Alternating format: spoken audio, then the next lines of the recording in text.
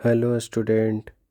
आज हम लोग सोल्व करेंगे जेईई मेन का 23 जनवरी का सेकेंड शिफ्ट का मैथ का क्वेश्चन। तो उसमें से एक क्वेश्चन है जिसमें एक मैट्रिक्स है 3x3। अब उस मैट्रिक्स के साथ तीन इक्वेशन दिया हुआ है कि ए को जब हम इस कॉलम मैट्रिक्स के साथ गुना करते हैं तो हमको ये कॉलम मैट्रिक्स आता है। उसी तरीके से ये तीन दिया हुआ है और हमको क्या चाहिए, ए का सेकेंड रो और थर्ड कॉलम का एक एलिमेंट चाहिए। तो हम क्या कर रहे हैं पहले स्टेप में कि हमारे पास अगर ये तीन इक्वेशन है तो इसको एक इक्वेशन में कैसे कन्वर्ट करें ए के सेकेंड रो और थर्ड कॉलम के एलिमेंट निकालने के लिए। तो हम क्या कर रहे हैं कि ए को जब हम इस कॉलम के साथ गुना कर रहे हैं तो यहाँ पे फर्स्ट कॉलम के जगह पे इसको रखे हैं। तो जब फर्स्ट कॉलम के साथ गुना करेंगे तो हमको कौन सा कॉलम मिलना चाहिए, रिजल्टेंट भी फर्स्ट कॉलम ही मिलना चाहिए।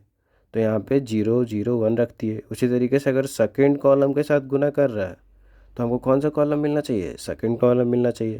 तो 0 1 0 रख दे रहा है। थर्ड कॉलम के साथ गुना करने पे थर्ड कॉलम मिल रहा है। तो इस तीन इक्वेशन को हम एक इक्वेशन में कन्वर्ट कर दिए। अब यह है कि ये a इंटू बी बराबर सी के फॉर्म में आ गया। अब हमको चाहिए a का कोई एलिमेंट, तो b को उस साइड भेजना होगा। तो उसके लिए b का इन्वर्स निकालना होगा।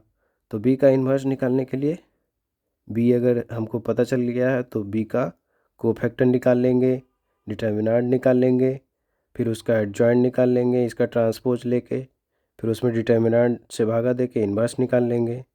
तो स्टेप 3 में क्या करना होगा कि ए बी बराबर अगर तीसरा सी है तो ए अगर चाहिए तो इस सी में बी इन्वर्स गुना करना होगा और बी इन्वर्स हम लोग निकाल चुके हैं।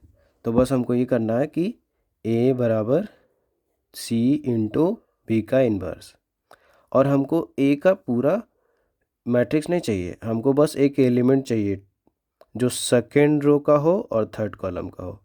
तो बस पहले मैट्रिक्स का सेकेंड रो ले लेंगे और दूसरे मैट्रिक्स का थर्ड कॉलम ले लेंगे। तो दोनों को गुना करके और बाहर जो -1/2 है उसको लेके हमको क्या मिल जाएगा, सेकेंड रो और थर्ड कॉलम का एलिमेंट मिल जाएगा। तो ये सेकेंड रो और थर्ड कॉलम का एलिमेंट का फाइनल पूछ रहा था, तो उसका आंसर कितना हो गया, -1। अब इसमें और अगर छोटा करना चाहते हैं तो हम लोग देख रहे हैं कि बी इन्वर्स जो निकालने हैं उसका बस हमको कौन सा कॉलम का ज़रूरत पड़ा, थर्ड कॉलम का। तो पूरा बी इन्वर्स ना निकाल के हम बस उसका क्या निकालेंगे, थर्ड कॉलम। तो उससे और जल्दी क्वेश्चन बनेगा।